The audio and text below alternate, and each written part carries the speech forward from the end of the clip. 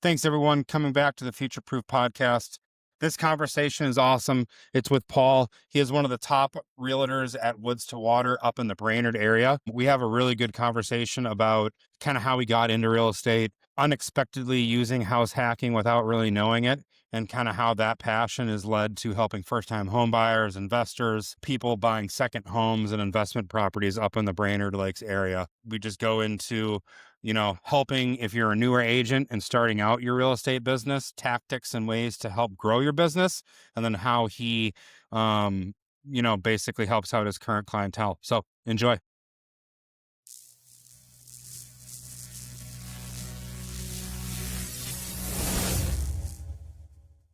Well, first off, I'm Paul Augustinack. I was born right here in the Brainerd Lakes area. I was actually born at St. Joe Medical, which still exists here in Brainerd. Grew up on a small lake in Baxter called Perch Lake.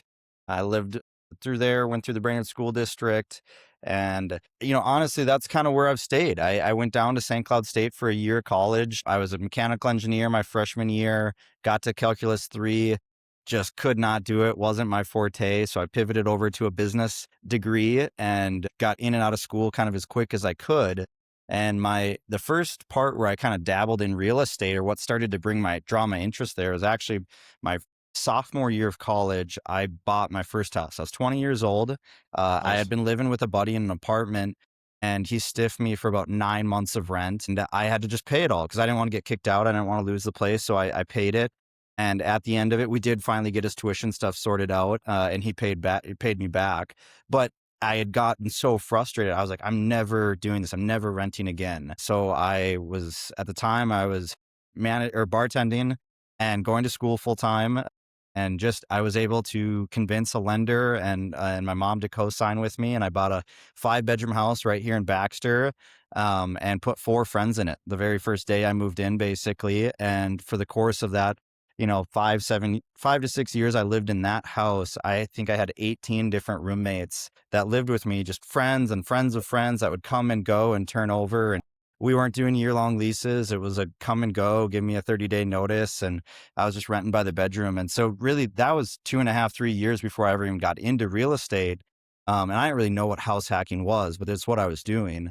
And it allowed me to get into real estate. And so I was bartending and managing a restaurant in the Brainerd Lakes area. So I was getting to know a lot of people. And one day a former baseball coach of mine had tapped me on the shoulder and just said, "Hey, what are you doing with your life?" And I was graduating that May.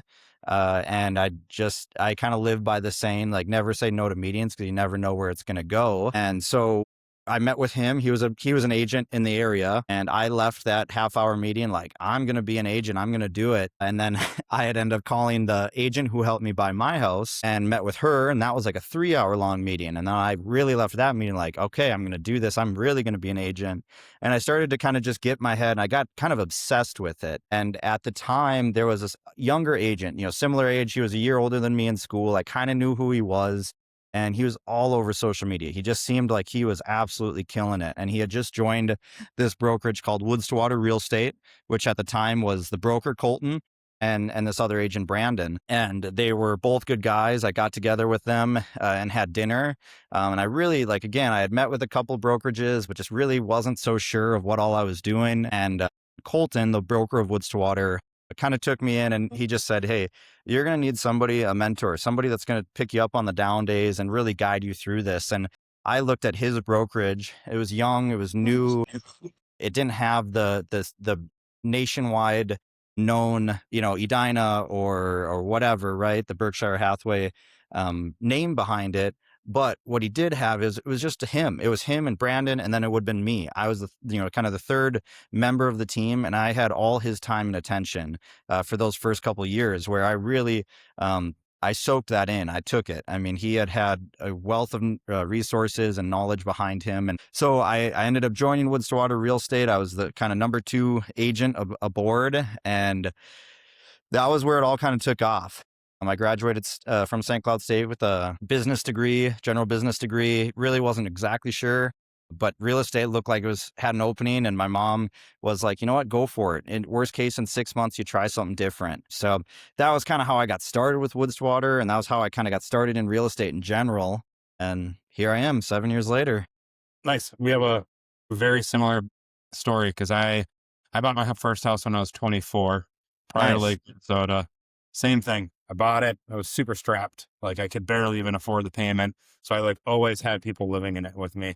Yeah. I probably had 8 or 9 roommates in the entire like 10 years. At the end of it, I got a lot more stable because I got like chef positions and things like that and Nice.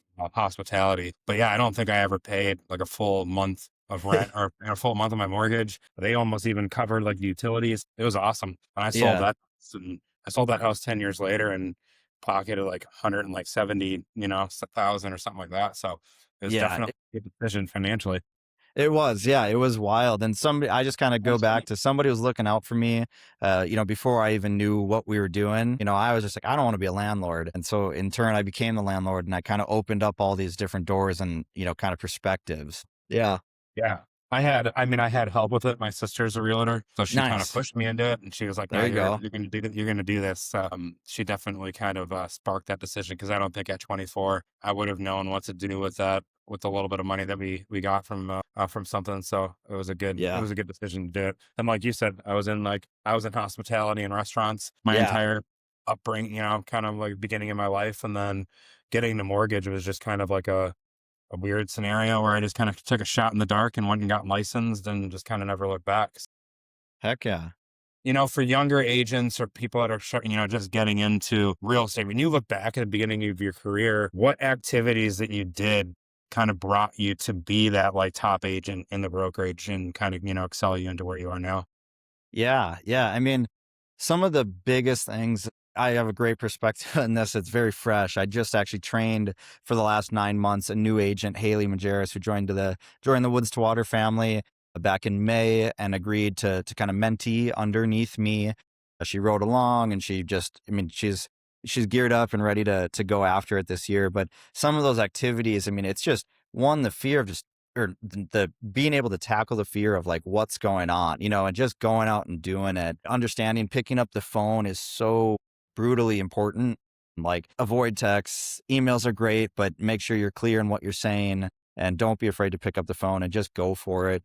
Also understanding that it is a commitment level. You've got to be able to, I think a lot of people try to kind of to dip one foot in and put one toe in the pool before really jumping Yeah. into it, trying to do the part-time thing. And I get it. I bartended the first 2 years I was doing it because I just, you still think you need some money and you're not so sure on how it all goes, but really diving in and getting after it. If one, I preach to everybody who comes to me looking to get into the business is find a mentor, find somebody who's willing to like guide you because you can do business completely different than anybody else, any other agent out there and be successful. But when you don't know what you're doing and you don't know how to do it or how to go find business, you need somebody to help you. You need somebody to help you, kind of cultivate those different ideas and come up with some strategies to, hey, instead of going home at 2 o'clock, what could we do for the next 3 hours or 2 hours to just try and drum up some business or phone calls? So, that, and then put yourself out there. It absolutely is. The more you put yourself around, you don't have to be on every billboard around, but find a way, nowadays with social media and the digital presence, there's so many easy and affordable ways to get your name and put your face in front of a lot of people. And, it's a lot of relationships, but also quantity. The more people you get, in front of, the more chances you're going to get to sell some properties. Absolutely. I think one key takeaway from what you just said too, especially is like that if you're going to leave, or maybe if you don't have a lot going on that day and you're just going to leave the office and do something. I read a book that always sticks in my mind. It's like One More, or the One More from, I forget his name. He's a very big, Yeah, I motor. know the book. Yep. And that always sticks with me. It's just like when I feel like I want to like stop for the day or whatever, I always make like 2 or 3 more calls. I always send like 3 or more, 4 more emails. And especially now with like for lenders going into this market of refinances. If you've been in the business for a long time, you probably have a database of, a couple hundred people that you can call. And most likely if you call them, if they, bought in a certain time period, you can probably help them out and lower their payment. So there's money just sitting out there for us and for you guys. The same thing, past clients now are maybe not as hesitant to move and put that house in the market now that rates are now starting to get into like the low sixes, high fives. Yeah, So definitely absolutely. that side of the market's going to actually start heating up. Yeah. Yeah, I agree. Now talking about that. So you're a local market, you're in the Brainerd Lakes area Yep. and all of Minnesota, or just, kind of real estate market in Minnesota in general? Kind of what do you see for 2026 coming on? Yeah, from what I'm seeing and what we're reading and learning about, I think it's going to be a very balanced but good market. I think we are not in the seller's dominant market right now. We're not in the buyer's dominant market either, where we just have a flood of one way or the other. I think it's pretty balanced. I think we're certainly seeing days on market increase. We're certainly seeing our price reductions happening a lot more frequently. But in the flip side, if you price the home appropriately, it's gone in a week or two. It's not on the market for months on months. I mean, it is very much so coming down to the reality of the prices are still here and they're not going to just drop off the planet Earth tomorrow. They're certainly going to be around for years to come, right? Too many people are in with too low of interest rates to let the market just completely collapse. But at that same time, it's not, hey, just because my neighbor sold for 300,000, I get 350. It's, which was happening for a couple of years, where it's much more of a balanced market right now. But with the Fed interest rates coming down, and as we get out of this cold front that we're currently in, I mean, we're at least in northern Minnesota, we're a very cyclical market. Our falls into winter are slow naturally. When it's negative 27 degrees out, no one really wants to come out and look at houses. But as we get into spring here, we are certainly expecting a big influx of properties coming on the market, as well as a big influx in the buyer pool. A lot of people are coming off of the sidelines. Interest rates are touching fives. People are feeling motivated to get going again, and understanding that we're not going to drop down to a 3% interest rate, just next week. The COVID interest rates that was the phenomenon. Now we're getting back to more of a normalcy. We've been in a normalcy. 6-7%. That's been normal over the last 30 years when you average it out. So, I think that was like, because I got into the market like right when that happened. So 2021 was when I got licensed. Yeah. I've been in the industry for like 5 years, so I really haven't went through that many, you know, normal market kind of trends. It's been super, either, like absolutely insane for refinances. I bet you weren't getting any calls from any lenders around that time, because they were all like super busy trying to figure out their pipelines. And then all of a sudden overnight rates, skyrocketed to like 7%. And then that's probably when we came out of the woodworks, bugging you.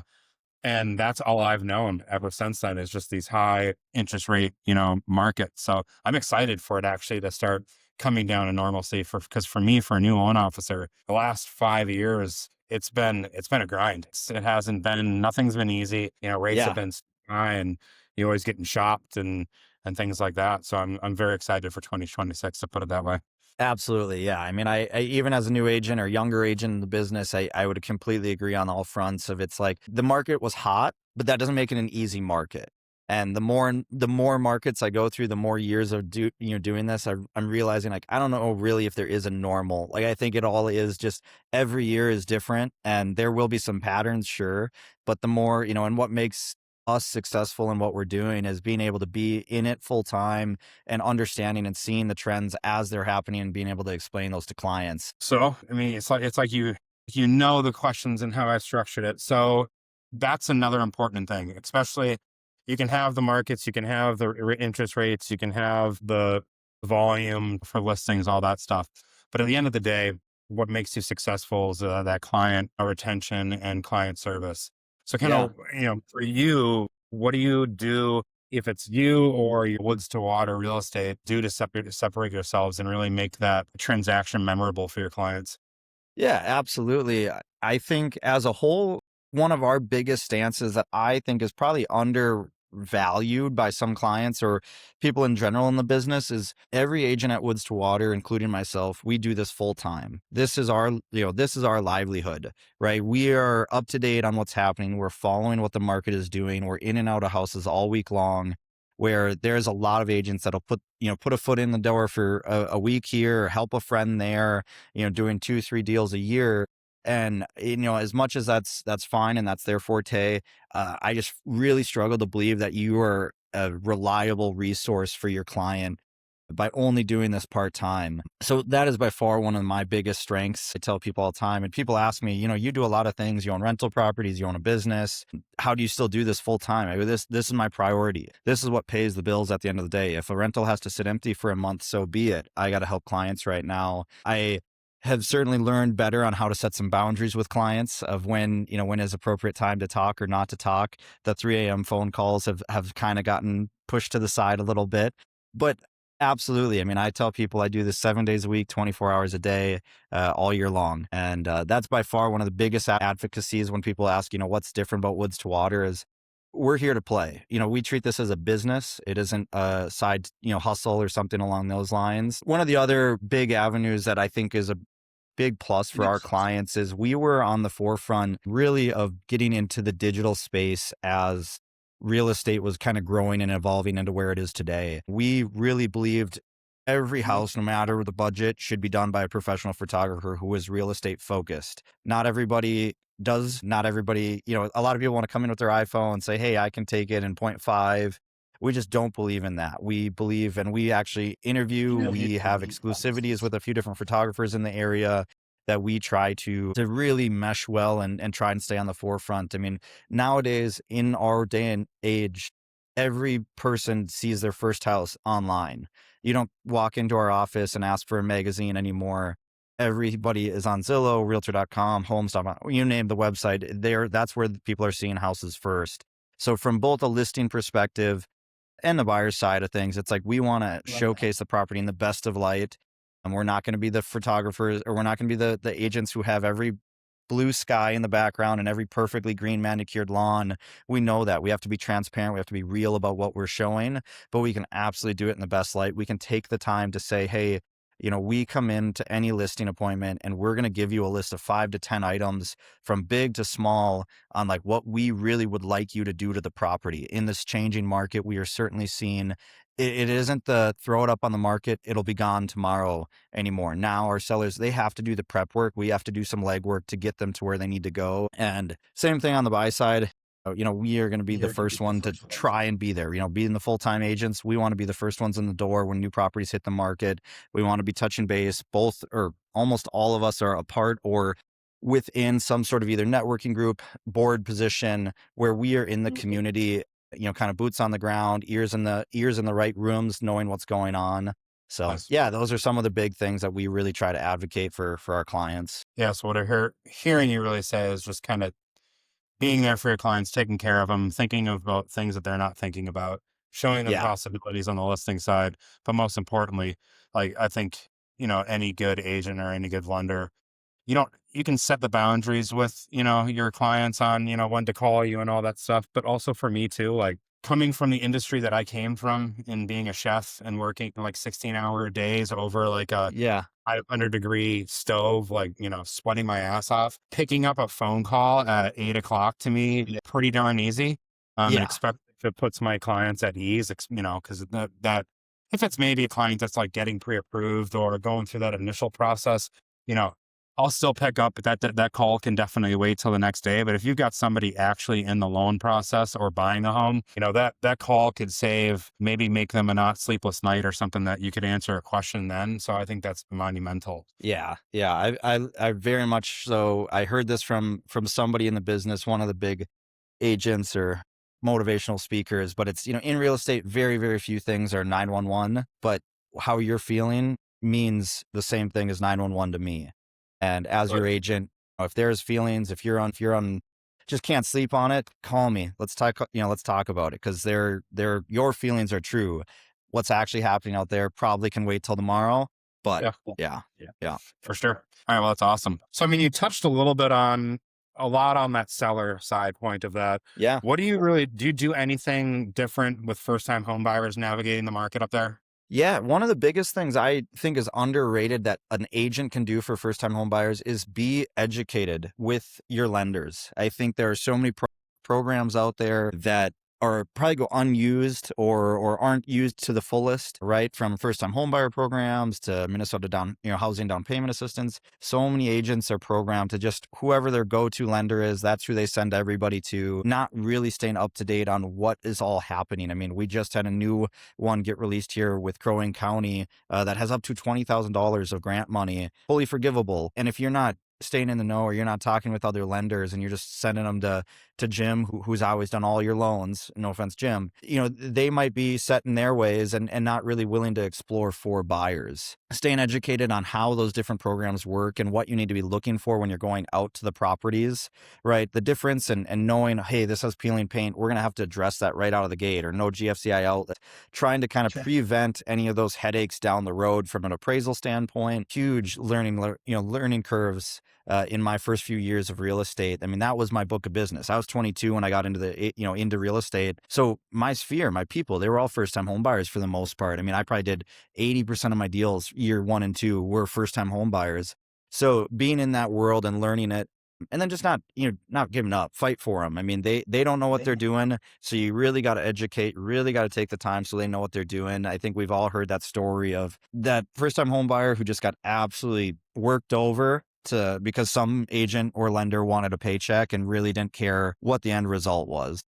Yeah, I think what you just said is probably the most important thing, like not being focused on a paycheck, because obviously first time home buyers are going in it with a lot of emotion, trying to buy a first home. They don't really know what's on the market. They don't know the differences between a bad home and a good home for them, because maybe a lot of, agents didn't sit down with them and really figure out what they're looking for. So they just see the first home that they like. They just say, all right, let's just make an offer, push them into making the offer. And Yeah. then that's when you get a call. That's when they don't call you back and they go with a different agent, because they figured out like a year later they absolutely hate the house. It Yeah. was a horrible decision for them, especially on our end too. Like with lenders, the same thing. Maybe we're not pushing them into the same house, but maybe we're not finding them a program that could be utilized, like in Crow County. What Yep. I do is sit down with all first time home buyers. Obviously, we talk about the down payment assistance programs and if it's, usable. Some of them just make too much money or credit Yep. score or whatever, just the qualifications are there. But if you're in that sweet spot of not making too much money and you have really good credit, regardless of where you buy, I'm always like, when you're placing an offer, I'm always looking to that county to see if there's any DPAs available. And then, of course, just the Minnesota, the one, too. And that Yeah, first gen, absolutely. and the first gen home one is a good program too, but that one just goes in and out of, funds all the time. So it's kind of annoying. It is. Yeah, for But sure. yeah. But yeah, just being that advocate for them, I think is super important. So I love how you talked about that. Yeah, sweet. So let's kind of get into tactical kind of advice for agents can maybe help someone that's watching. So I know we touched on it a little bit about it, earlier in your career, kind of what you focused on to build your business. Right now, like what's one tactic that you use to help offers stand out and like kind of close smoothly? Yeah, one of the best tactics I've found is staying in touch or being connected, well connected within the community of agents, right? I Mhm. mean, we know who is and who isn't selling houses in an area, and we really at Woods to Water try not to have any brokerage walls, right? If I go have coffee a couple times a week or a couple times a month with different brokerages or agents from different brokerages, because I need to have relationships. I need them to know my name when I send over an offer. I want them to know, hey, he's a full-time, he knows what he's doing. He gets deals to the closing table. And same thing, if an agent sends me over an offer and I've never heard of them, it's not as easy. It's harder to go to a seller and just say, hey, I don't really know this agent. I hope, the offer they're bringing us is good. It's that much more credible and that much more helpful to your buyers. And when you're being able to, that listing agent's going to go to bat for you and help, right? I'm a big preacher of win-win. How can we all work together? We all play in the same sandbox. So that realm of like being well known within your community of agents, getting in touch or being a member of your association, whether that's trying to host a happy hour with other agents. We actually just did a realtor panel where we brought 3 or 4. I was thankfully asked to be one of them and be up on the stage and talk to new agents and just say, here's how I've found some success and some wins. And a lot of that, I mean, it goes to show. And even if I don't know an agent, picking up the phone, giving them a call, giving them a little rundown of my history, who I am, who the buyers are, and how we can we'll make sure our offer gets to the closing table, by far is one of the easiest ways to get a quick win for your clients. That's awesome. I'm glad you went there, because the normal, or where I thought, most people would go, is just kind of how you structure the offer, or you're like making the closing date quick or whatever. But being that strategic and that kind of thoughtful about making sure that everyone knows you in the community. So when you do place an offer, they're like, all right, we know this is going to close. Paul's on top of it. You know, everything in the purchase agreements, all the T's are, crossed and the Yeah, I's T's are are dotted. crossed, I's are dotted, check So box yeah, are checked. 'cause Yeah, that's huge. I mean, because like you just said, if an offer comes across the same offer as you, and maybe it's an agent or a lender that don't reach out to him, that don't talk to him, that don't know him, they might just kind of go after your. They'll probably pick your offer just because they know that what you do and kind of how much you work in that community. So absolutely. relationships are huge. Huge. So, in your experience, how, with the Brainerd Lakes area being so probably vacation and investment home heavy, kind of Yeah. what knowledge do you have there, and how do you guide someone in buying maybe their first investment home or lake home? Yeah. Well, let me back up. So Woods to Water is real. Yeah. So Woods to Water Real Estate has both the real estate brokerage. We also have Woods to Water Vacation Homes. This is actually Okay. our property management side of the business where we work. We manage about 52 properties currently that are all in the area, all short-term luxury homes or condos in the area. So we have this amazing resource that we built 2-3 years ago now that has really grown. We took 3 properties all the way up to 50 some properties that we help manage. It's a white glove, full service. If you're the owner, at the end of the month, you either get a check or you're cutting us a check for the difference. Okay. And you don't really have to do anything if you want to. If you want to be involved and talking with us and talking with guests, you absolutely can be. But we have found that has been one of our biggest avenues and assets. One, as a lead generator for us, but two, more so to have like very, very accurate data of, you can go on the different websites, AirDNA and these different things and kind of get potential revenue outputs. But what a lot of those sites don't know is if an owner is blocking a stay, they don't know if that's a stay or that's a revenue producing, block. And with what we've been able to find is, one, a lot of the numbers are not nearly as pretty, unfortunately, as a lot of these sites make it out to be, right? Their goal is to make you want to buy a property. And we also, but we just have that very like, hey, it's right there. We office out of the same building. I can walk over to Denise, our property manager, and have a pro forma within the afternoon of what we really feel truthfully that property will do with, so super cool the avenue there. And then the second side of it that I think is just absolutely crucial up here in this neck of the woods is our short-term rental rules are changing nearly daily within our little different communities and municipalities and townships. We have counties. We're kind of split between the Cass and Crow Wing for the most part is where we work. And they have their own sets of rules and regulations on how short-term rentals need to be looked at, how they need to be licensed, what hoops they have to jump through right out of the gate. And those are changing kind of every so often. And then on top of that, the different townships within it, right? You have your brother and sister-in-law have a place on Gull Lake, or sister, whatever it was, right where they're at. And if they're in Fairview Township, it's fair game. They're good to go. If they're in Lakeshore, they can only rent 6 times between Memorial Day and Labor Day. That's a huge difference when it comes to the rental market. So knowing those little intricacies is just an absolute huge value add to our clients and really can help them from buying a $1 million to $2 million, $3 million asset that could make them $60,000 in revenue a year or make them $150,000 in revenue a year. And be paying for itself. So, it's staying up to date on those. It's just crucial. Yeah. Well, especially too, if they're using an agent that's maybe not from that area or doesn't know all those rental, guidelines or stipulations or whatever, and they're buying, a lake home that they want to rent out as a short-term rental for, half the year or whatever, that's absolutely, very crucial for them to know those little Yeah. intricacies. And it's not like the other people can't figure it out, but you guys are masters at it. I mean, you own a property management company. Obviously, you guys know that, ins and out, and not to mention you can help manage it for them if they want Yeah. like service too. So that's awesome. Yeah. All right. So now touching back on a little bit about what you do. So that I love what you mentioned about making offers stand out. Wasn't even about the offer itself. It was about making you stand out to the agents in the area. So for a Yeah. newer agent, how would you give them advice on how to do the same thing that you just basically said? How are they going to build trust and get referrals inside their community? Yeah, I mean, we use we, not me. At our brokerage at Woods to Water, we are not a formal team. We're all independent contractors, but time and time again, we pull each other in, we co-list things, we work together. We use we, not me, right? I want to be a new agent and I want to get in the business and I'm young and I'm hungry and I want to do all these deals, but it's very hard to kind of overcome that first obstacle of you're new, you've never done this. What do what do you know?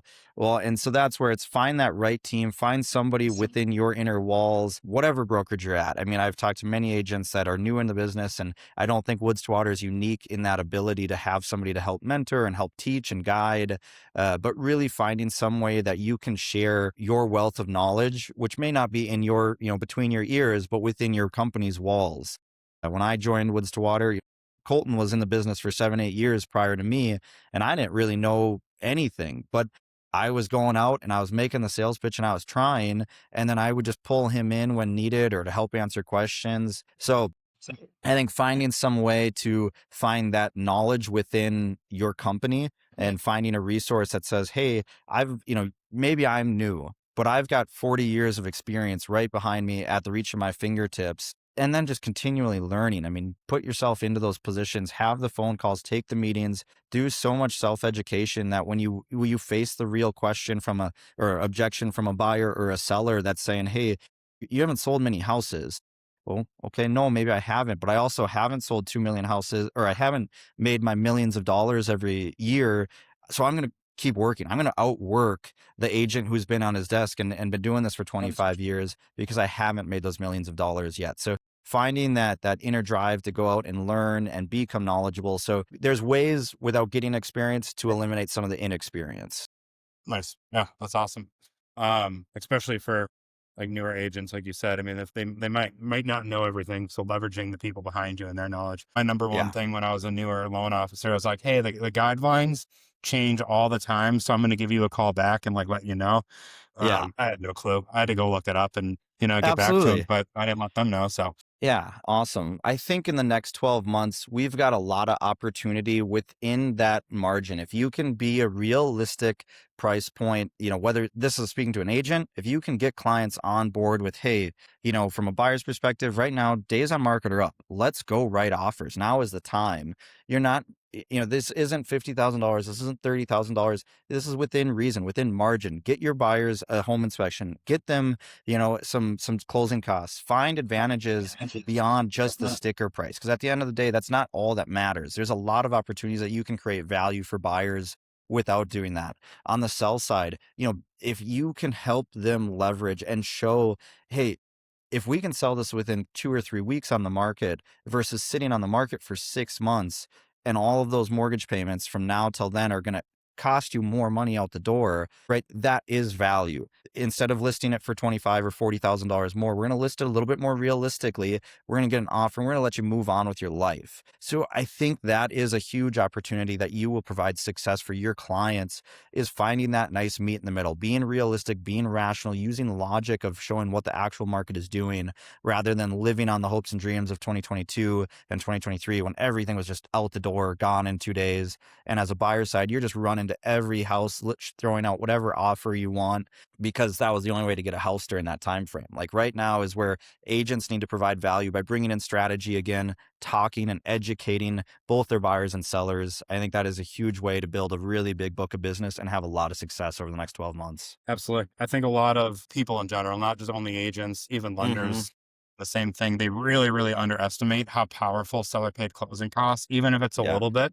Even $1,000, $2,000 that you normally wouldn't have added to the purchase price or whatever, that you could have just negotiated out of the blue for your clients in the loan standpoint of how Yep. much power that has to even get them like a little bit of like a 1/4% interest rate better, save Yeah. them monthly, lower their out of pocket costs. It's way more powerful than dropping the purchase price by 2K. So Yeah. I think that you're spot on there. Yeah. Saves you $10 a month, or we can save you, Yeah. a lot over the Yeah, course of absolutely. yeah. Yeah. All right. Well, Awesome. if there's any sellers, buyers, or even any agents kind of in your area that maybe, want to reach out to have a conversation, what's the best way to get in touch with you? Yeah, perfect. Feel free, reach out. My cell is 218-851-9919 or Paul, Paul, at woods2watermn.com. It's WOODSTOWATERMN as in Minnesota.com. And I am always a resource to lenders, friends, realtors, family, etc. So I'm happy to be a resource for everyone.